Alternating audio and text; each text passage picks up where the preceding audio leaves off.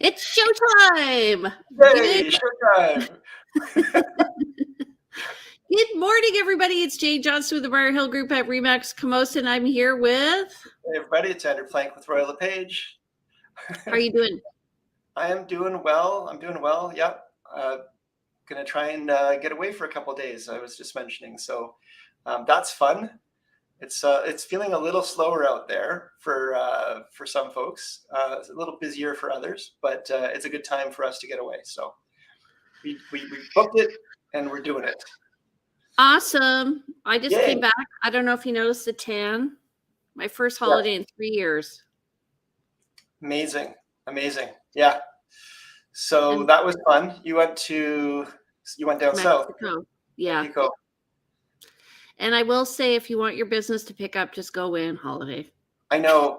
Like I'm trying to get away, and so already my phone is ringing and emails are coming through and texts are. Okay, good.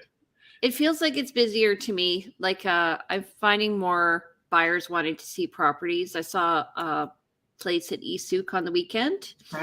That was a single family home. I'm pretty sure there were issues with it, but anyway, it was tons of people. And then I went to 2 open houses with clients, and it was so busy. That's when I'm starting to see more open houses. And when it's interesting because when our colleagues started doing open houses again, a lot of the reporting was, it's so dead, not getting anybody through, thinking it's the end of the world here. But I just think people weren't trained to open houses. It's been so long without open houses. Nobody's actually even thinking about it or looking at it. But now they seem like they're getting busier. And a lot of colleagues, my clients are saying, oh, I'm going to go to this open house. I'm going to that open house.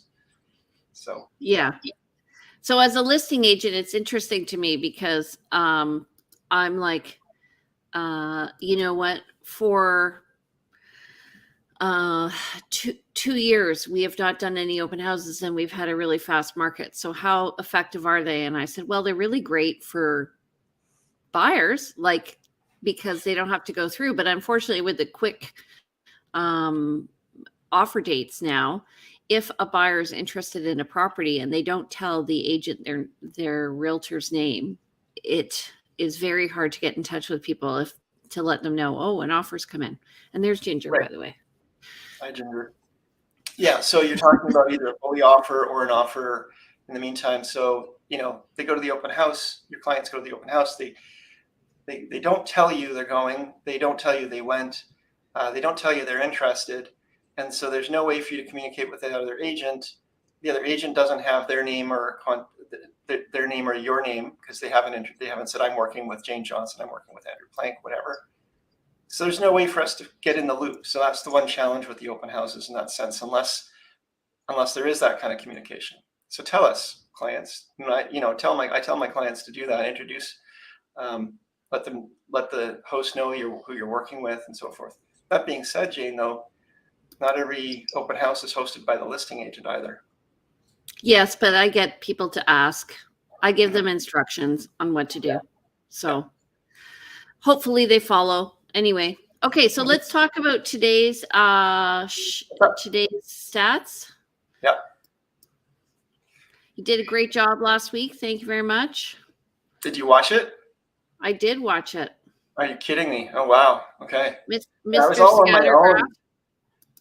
Yeah, that's right. Okay, so let me just take off this. There we go. Let's go. All right, so we got the month-to-date statistics, and then we'll talk about what's happening with last month. And then I'm just going to add Jen Lowe. Jen's with Modern Mortgage Group. She's going to be talking to us today about what's happening with the federal budget and the financing. So let's just bring her in right now. Hi, Jen. Hi. Hi, Jen. So we're just going to talk the statistics, and then we can get your opinion on. We'll do an overview and then get your opinion on top 3 things you want to talk about. Right. Good. Okay, Andrew, you want to go ahead? Yeah. So we've got the month-to-date stats. This is actually this is the month-to-date. So this is so far we're on April 11th, a third of the way into the month. So for so far, 247 sales have gone unconditional. this month, as opposed to for the full month of April, 1,116. So a third of the way into the month, multiply that by 3, we'd be 750. So we're still well under if we were kind of on a linear kind of approach there. New listings come on market, 439. That's, it's good to see more listings coming on market than selling, and active listings currently 1,175. Again, that's a bump up from where we've been at. And last year, though, we were at 1,454. So we're still low compared to last year. Yeah. Okay. And then over the past week, we've had 344 new listings compared to 205 that have gone pending. Over the past few months, we've been seeing a 1-to-1 or 1-to-1.2 ratio of list to sales. So this is absolutely great. And I'm noticing, like on the weekend when I went to work with a client, we picked, I think, 8 properties and we got into view 7. So yeah. I've got a client coming from Vancouver next week, and I'm hoping there's actually stuff to show her, and that's this is a good sign. Yeah. Price decreases were 40, so this is higher than we've been seeing in the past as well. Yeah. And price increases are 11. I'm finding what happens is if people they list here and they expect this lift in the market on offer day and they're not getting it, they're increasing their price. So they're changing their strategy. Yeah. And back on market is 3. I actually am one of those 3 with a buyer. We actually wrote an offer on a property that was expired, and so it went back on the market to report the sale. Yeah. Can I ask a quick question?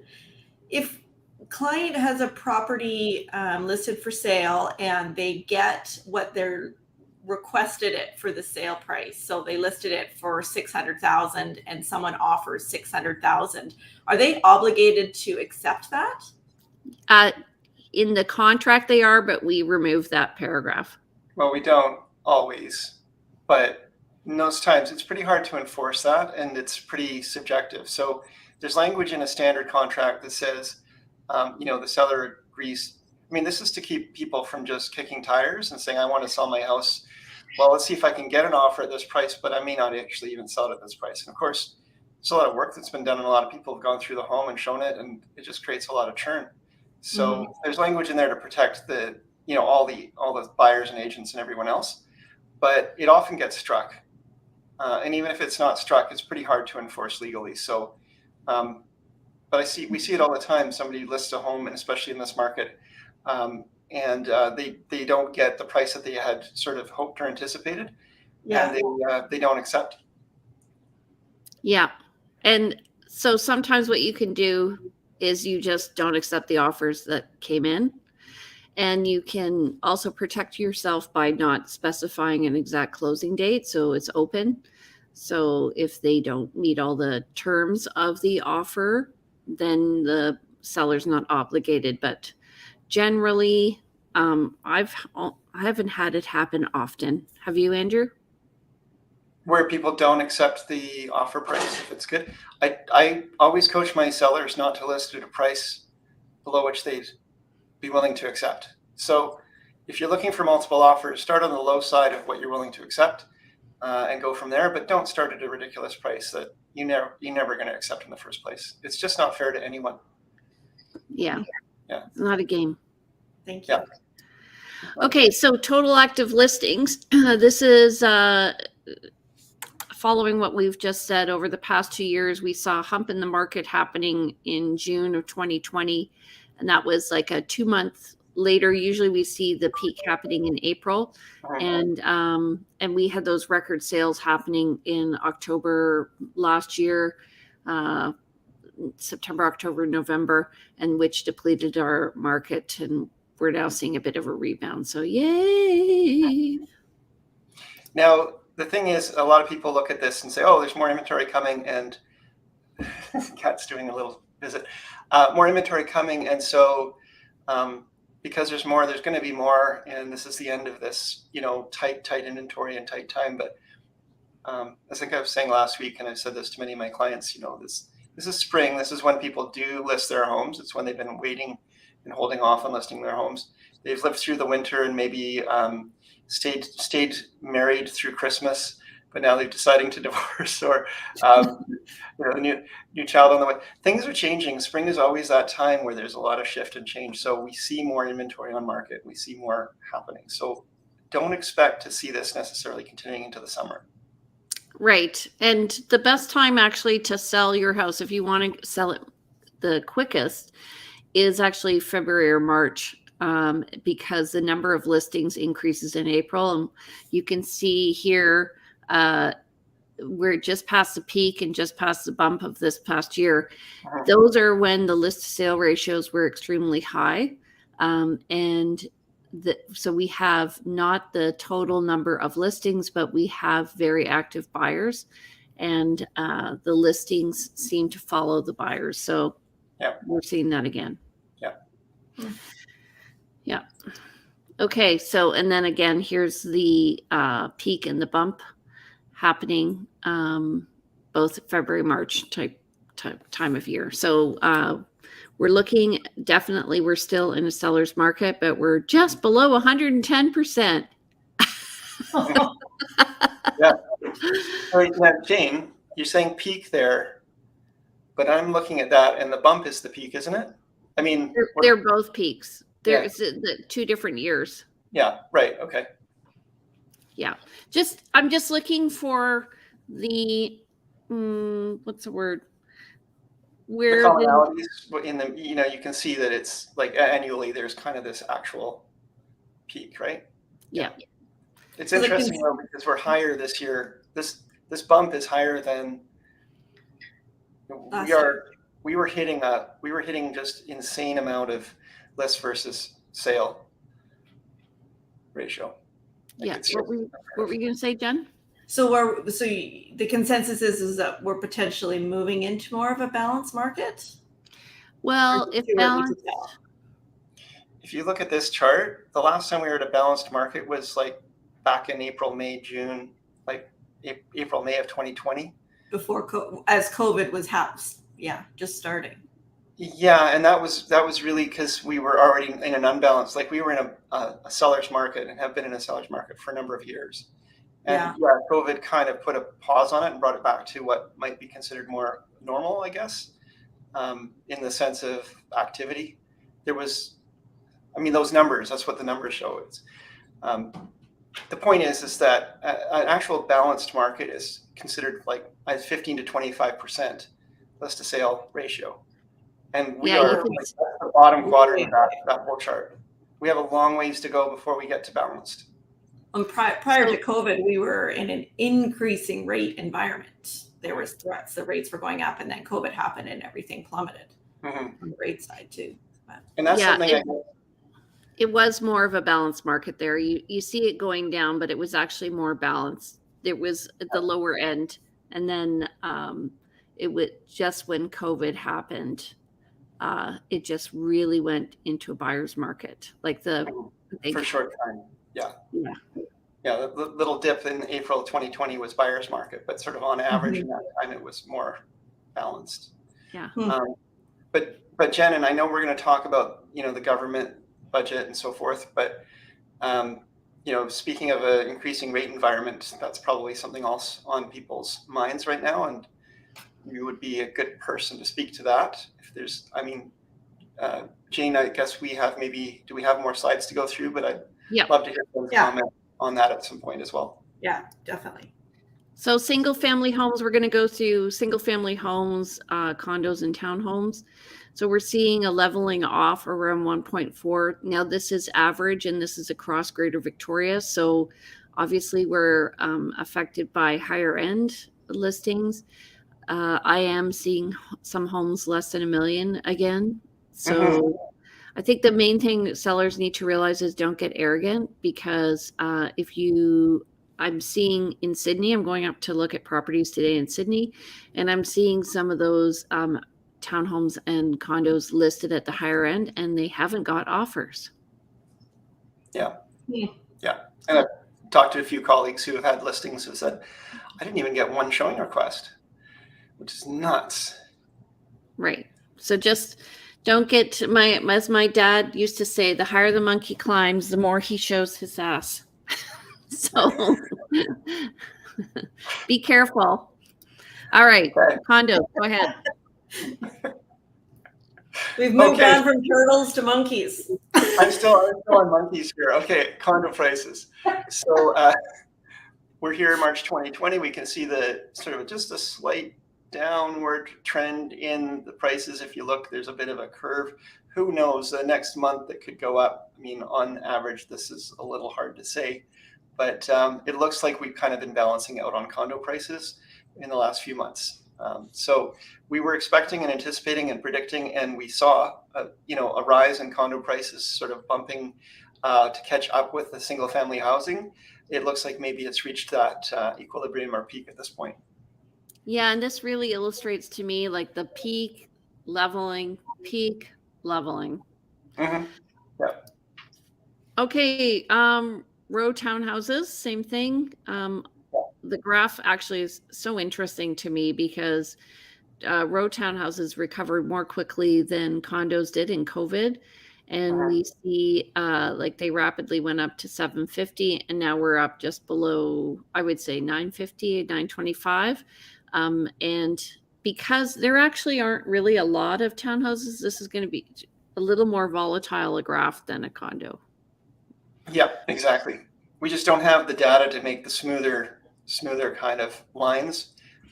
There's less sales and the price ranges tend to fluctuate more.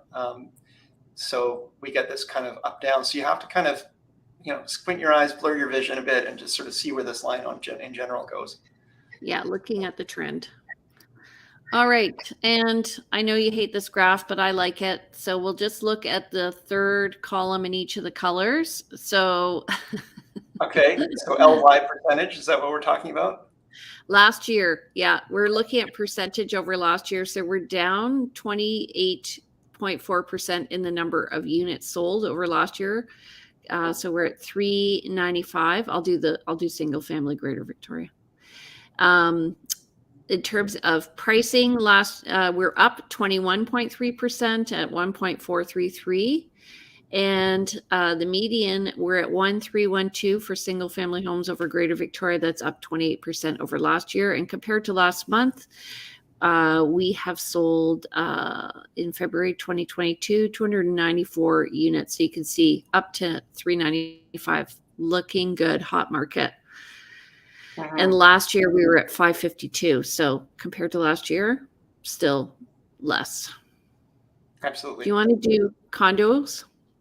So condos, okay. So we are down over last year by 26%, with 279 units sold in the last versus last year. No, 279 units sold this year.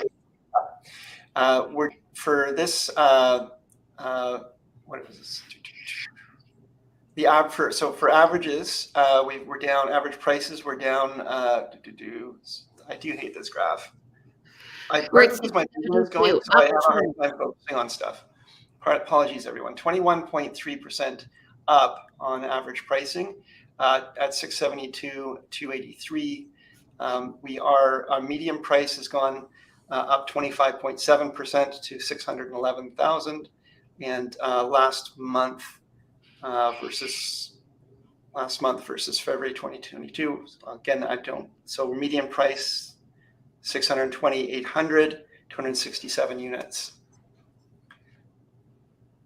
So this month, last year, we were at 377. So you can just see, like, we're at 279 for this month compared to 267 last month, and down from 377 year over year. But the price has gone up, so that's makes sense. So condo apartments went from an average 620 last year to 872 this year. Wow. That's right, 872? Yeah. Or sorry, 872. Yeah, up 21%.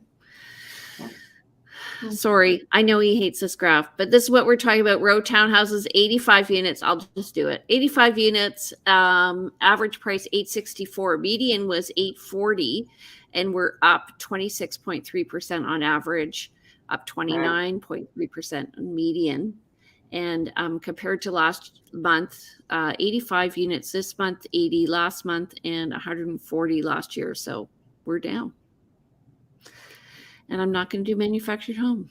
So active listings, we are down 18.9% year over year. Okay, I'll just go over this. There were a number of things asked by the federal, not asked, mentioned by the federal budget last week. Okay, so the first one was the tax-free home savings account. It's an interesting one. So do you want to comment on that, Jen? Well, I'm trying to understand it. I don't totally understand it. So it's in direct comparison to an RRSP. Mm-hmm. So you can, like in listening to Justin Trudeau that was on CFAX this morning, he said, it's tax-free going in and it's tax-free coming out. As long as you put it towards a home purchase. Right. So, in RRSP right now, when you take money out to purchase a home, you can do it up to $35,000, and you have to pay that money back to yourself over 15 years. Mm-hmm. So I don't know if that's the piece that is different with this new tax-free first home savings account. I think it's more like an RESP, right? So it's a place where you can park your money, and then later on, maybe it's like for parents to do that for their kids.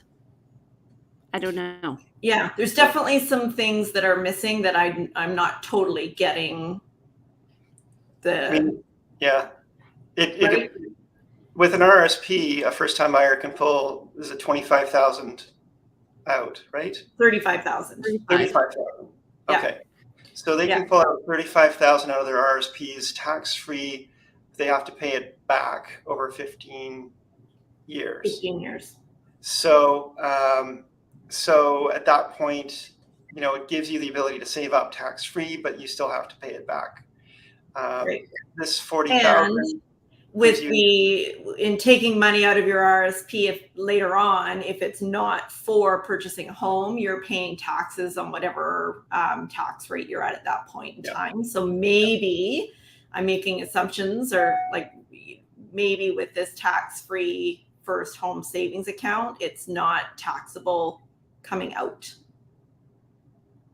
no matter what. But I don't. Well, that would then be a tax. That you mean regardless of whether you buy a house or not? I'm not sure, right? Because Yeah. what's the difference from a tax-free savings account? Right? Yeah. Why not just increase the RSP contribution limit, like the ability to make it, instead of 35, make it 75? Yeah. Like, wouldn't that be a cleaner, better way to go about it?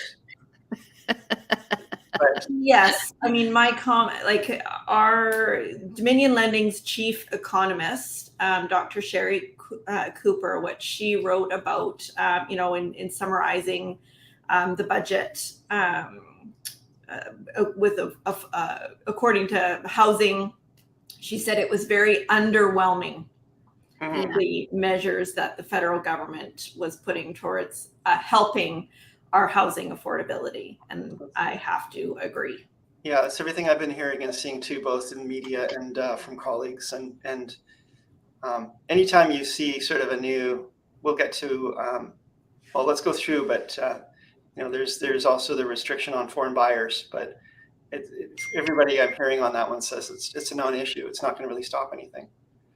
So, Right. Okay, let's go to the next one. To me, what this is saying is that they're increasing the amount to 75,000, 40 of which you don't have to repay over 15 years. Which is great. That would be the assumption, yes. Yeah. Okay. New Housing Accelerator Fund. So to me, this is kind of like the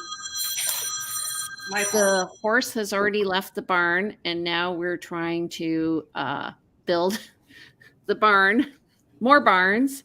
Mm-hmm.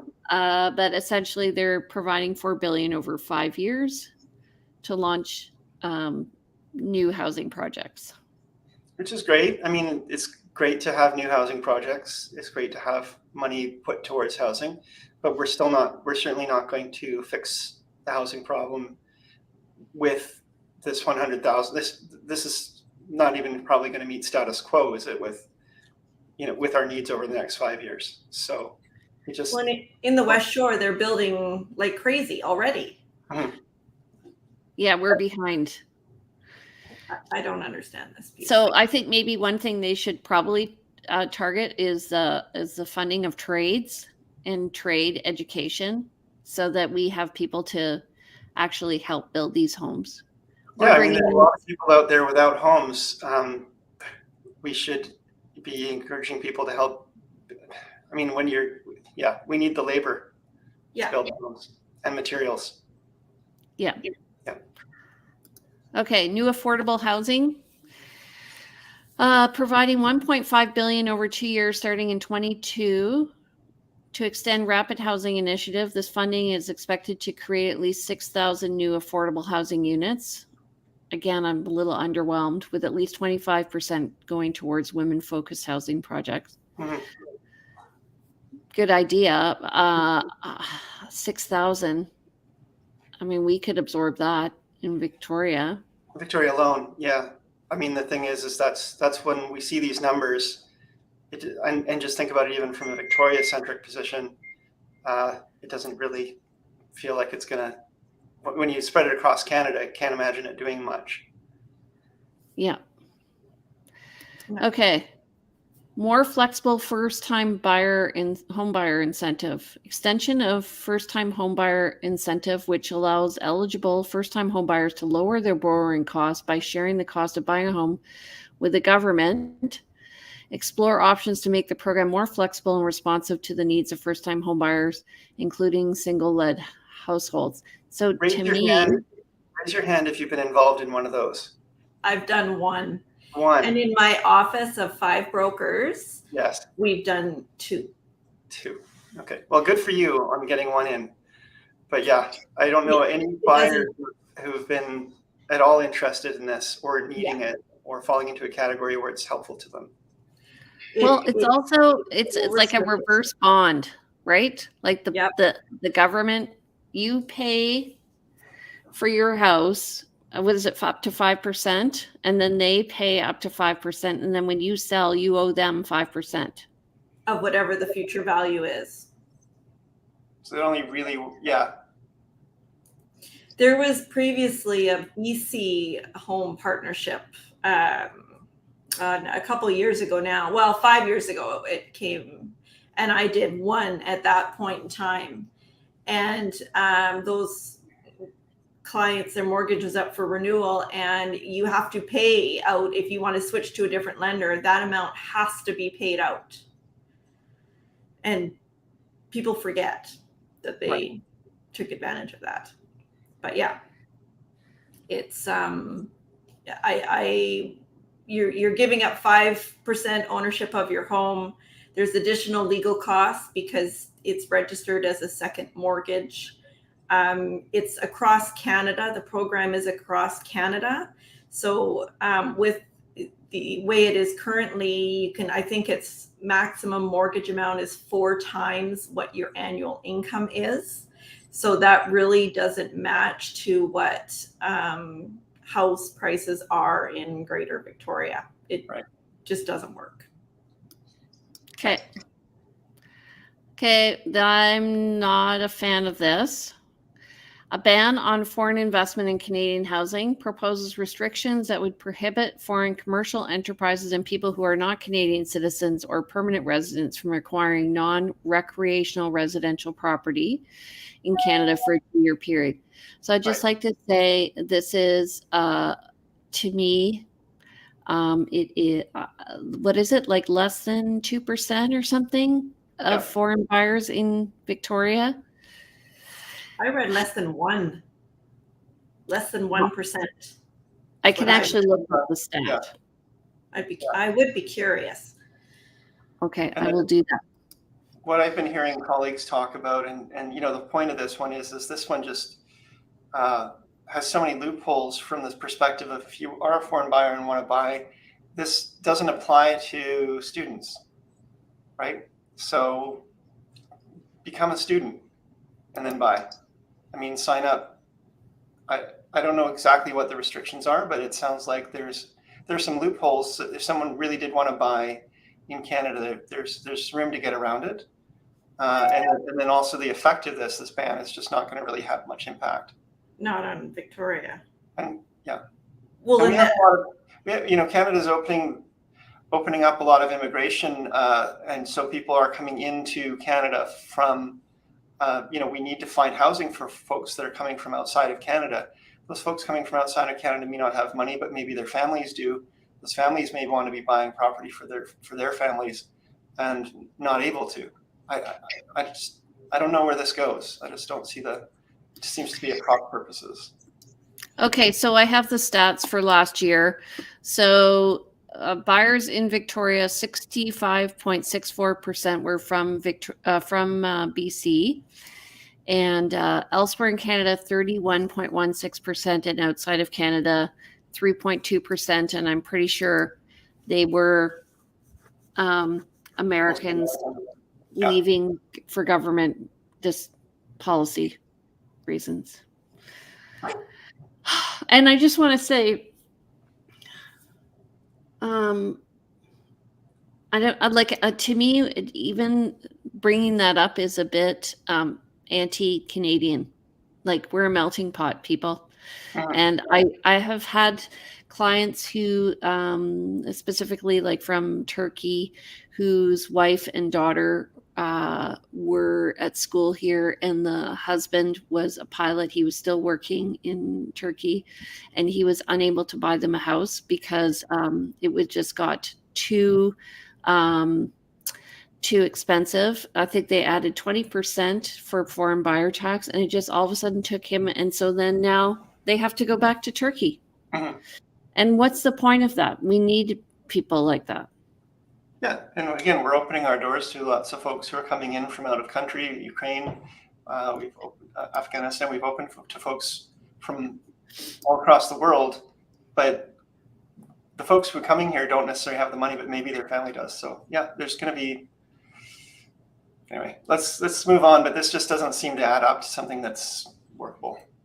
Okay, so to me, this is not very different. So property flipping introduced new rules so that any person who sells a property they've held for less than 12 months would be subject to full taxation on their profits as business income, applying to residential property sold on or before or on or after January 1st, 2023. Exemptions would apply to Canadians who sell their home due to certain life circumstances such as death, disability, birth of a child, new job, or divorce. So if you're going to be flipping, have a lot of children. Well, to me, we already had this, but I think it was for 18 months. So I don't. 18 months is just too. 18 months. Okay. I have a client who buys condos and does this. Huh? Sorry. Like for people that are, are exempt from paying property transfer tax. Oh no, because this would be a federal rule, because our property transfer tax is provincial, that aren't in the home for at least a year, and then the provincial government does find you, and you are needing to pay that property transfer tax if you haven't lived in the home for at least a year. Like someone that's purchased a brand new home, for example, up to $750. They move into the home, but then they move out before a year. They may have to now pay that property transfer tax. But like I said, I'm using it because this is a federal thing and that's provincial. But right. Well, what they're trying to do is stop people from, I think what they were saying was people were moving in, renovating, and then selling, and then moving out. And so they weren't counting that as business income. And Cheryl Nelson, I'm not sure I understand your comment. So if you could retype it, that'd be great. Yeah. So we're talking capital gains here, and the fact that, generally housing is protected from capital gains when you're with your single family primary residence. So you buy a place, you live in it, And then there is, some people who believe that, I can just buy a place, live in it, fix it up, move on to the next one, do that over and over again and increase my wealth that way. And for years, that's actually been a great way to do it. But the government is seeing that as a business and not as not as just your single family primary housing. You're actually conducting a business. So they want a piece of the profit. Right, exactly. They're saying you're making an income doing this, so we deserve some profit with you. Or at least what they're saying is you don't deserve the exemption on capital gains because it's not really your primary residence. So to flip that, it's not that they deserve it, it's that you don't deserve I think that's a more fair way of saying it in one sense. This is the fact that you have a protection on your home through the exemption for capital gains is a benefit to folks who want to protect their single family home. It would be horrible if we had to sell every time we sold a home, especially here where property values have gone up like 50% in the last couple of years. And then you go to sell your home and you have to pay tax on the increase. Well, my stepmom just sold her property and she bought it 40 years ago for $89,000. And so she just sold it for like $890,000. So she's going to have to pay capital gains on the equivalent of $400,000, basically. So so she was talking to me about it yesterday. I'm like, listen, you made the money, you have to pay the bill. That's the way it goes. Anyway. Oh, okay. Sorry. So that's the last one we have. Are there any other? There, Jane. Sorry about that. Are there any other comments, Jen? Well, I'm curious, do either of you guys have lots of clients right now that are inquiring about it, their concern about interest rates rising and what your thoughts are around that? Yes, I do. Yeah, I don't know that it's really, I've got my kind of more conservative buyers, the investor buyers, or the folks that they've been watching the market for the last couple of years, you might even say, and waiting for an opportunity to jump in and waiting for everything to crash. And now that there's some talk of interest rates rising, there's more talk of, okay, well, maybe there's more chance to find something we can pick up. But that's just become noise to me in the background in a sense, because I've been hearing this for years, people waiting for this crash and or this big change in that interest rates are going to put a big pause on things. It will pause, but I'm not certain that it's going to make that big a difference. What's happening right now, I'll just kind of jump into it, fixed rates versus variable. We've got, fixed rates are almost getting close to 4% now. What that is doing we have the qualification rate, which is the greater of your benchmark rate or 2% higher than what your fixed interest rate is. So for those people that are wanting to go with a fixed rate, it is decreasing their qualification because they have to qualify at a rate instead of 5.25. It's now close to 4%, or pardon me,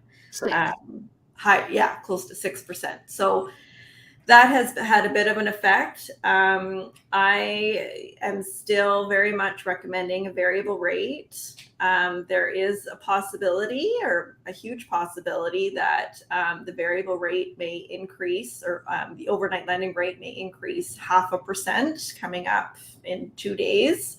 That would then take effect May 1st. But I do have some great stats that I'd be happy to share. Just quickly, mortgage amount of $525,000. If you had a 5-year fixed rate of 3.79%, your payment would be $2,702 a month. If you went with a 5-year variable, your payment would be $2,123 a month.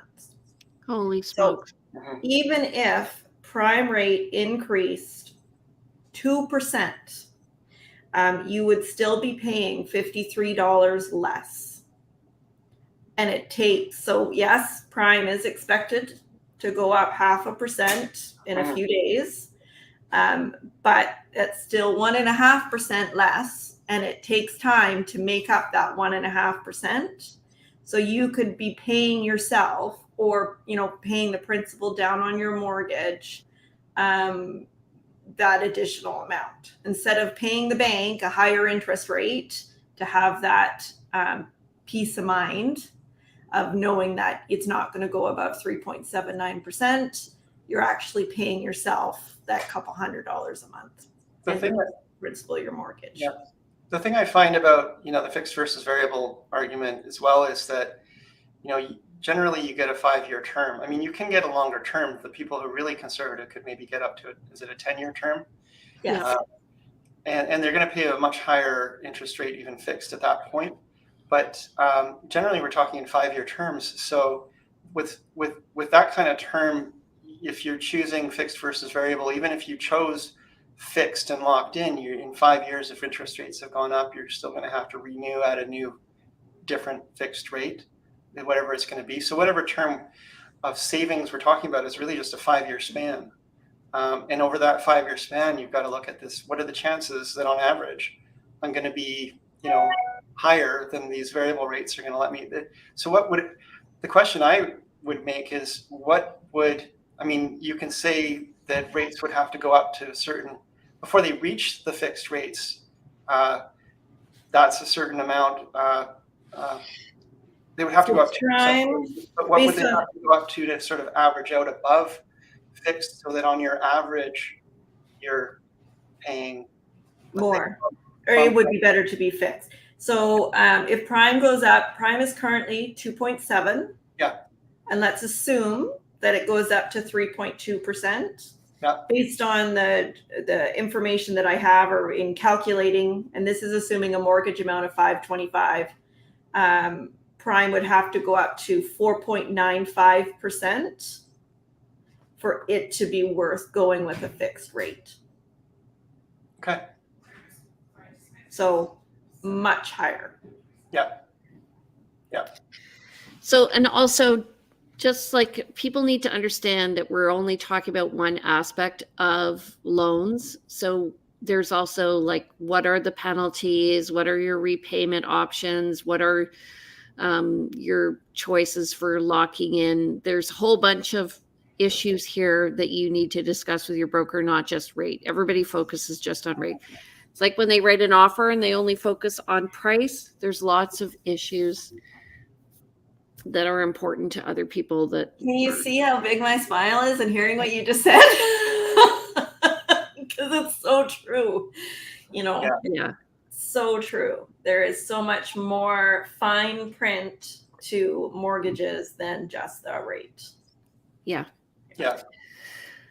And even if you have two mortgages that are the same rate and two different lenders, they're going to take two different things into account. So yes. We got a like on that one. Woohoo. Yay.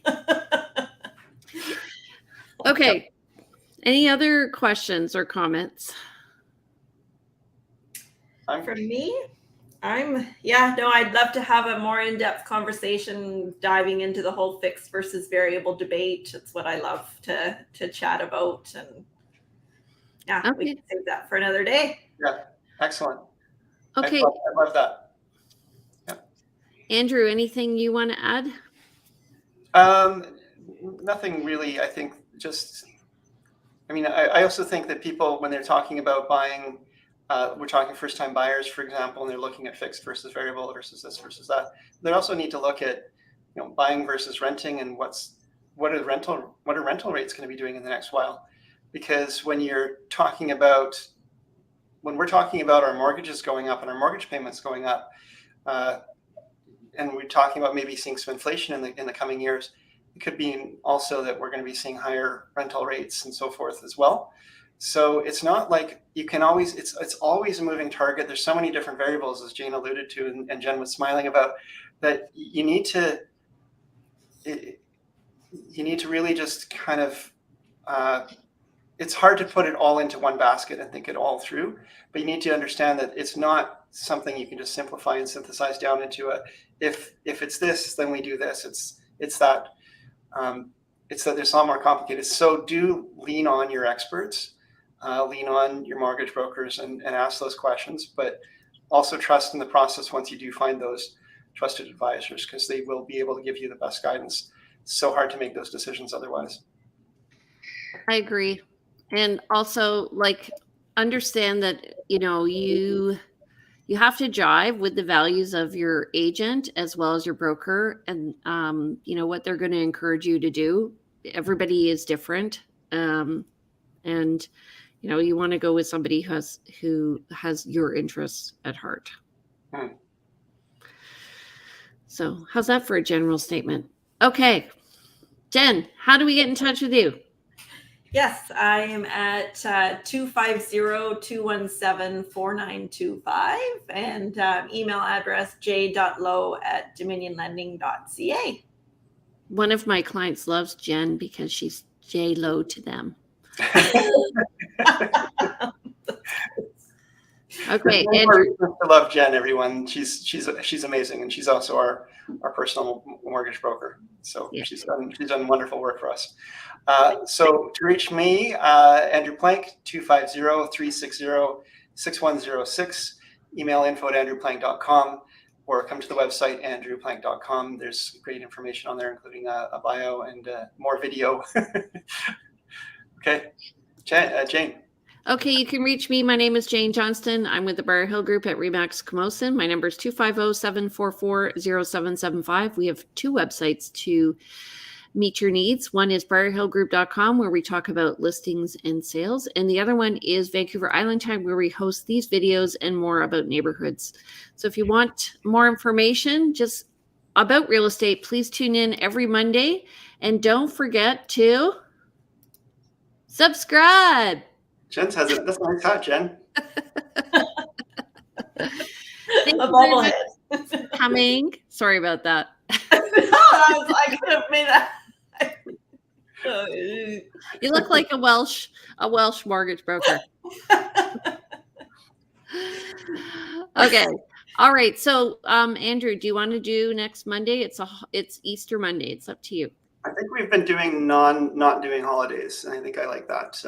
Let's keep it consistent. So no holidays, but that gives us the extra time for everything else. Okay, so we'll be back on April 25th at 10 a.m. We'll see you then. Thanks, everybody, and have a great week. Good luck, everybody, on your deals. Thanks, Jen. Thanks for having me. Have a great week, Jane. You too. Bye, everybody.